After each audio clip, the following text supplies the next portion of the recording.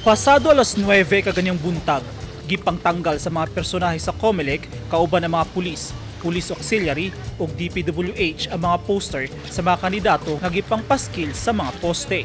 Kagahapon anaa sila sa MacArthur Highway sa Matina, kaganyang buntag sa Ecolad area na sab ang tropa.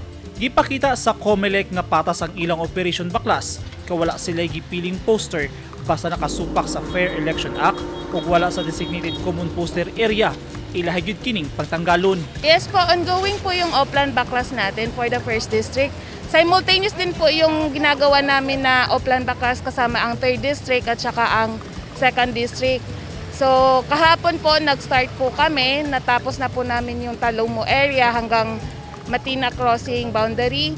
And then ngayon po from Ecoland, SM Ecoland hanggang sa poblasyon po ang target po natin ngayon.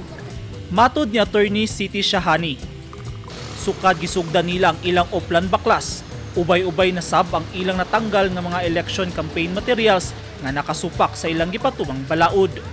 Pruweba niini ang mga sakyanan nga gikargahan sa mga binaklas nga mga campaign materials. Sa ngayon po, yung mga nasa private properties po, hindi namin sila tinatanggal ngayon kasi naka-TRO pa po. So yung mga nasa poste po natin, nasa mga kahoy po natin, yun pa lang po ang tinatanggal po natin. Medyo marami-rami din po. Kasi napupuno namin yung isang dump truck po.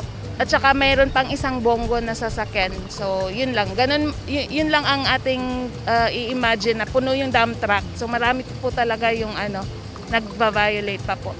Subay sa COMELEC Resolution 10730, ang COMELEC ang mangita og mga lugar nga designated area sa pagtaod sa mga campaign posters.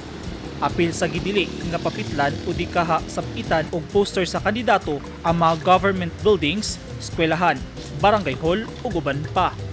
Busa subling pahimangno sa COMELEC sa kandidato nga mosanong sa mga pulisiyang gipatuman alang sa eleksyon aron dili masayang ang gasto sa mga election campaign materials. Sanglit, dili magduha-duha ang COMELEC na pangtanggalon kini. Gilauman usab sa COMELEC ang kooperasyon sa mga kandidato. Eugene Hinutan, Newsline Philippines, Davao Region. Stay safe.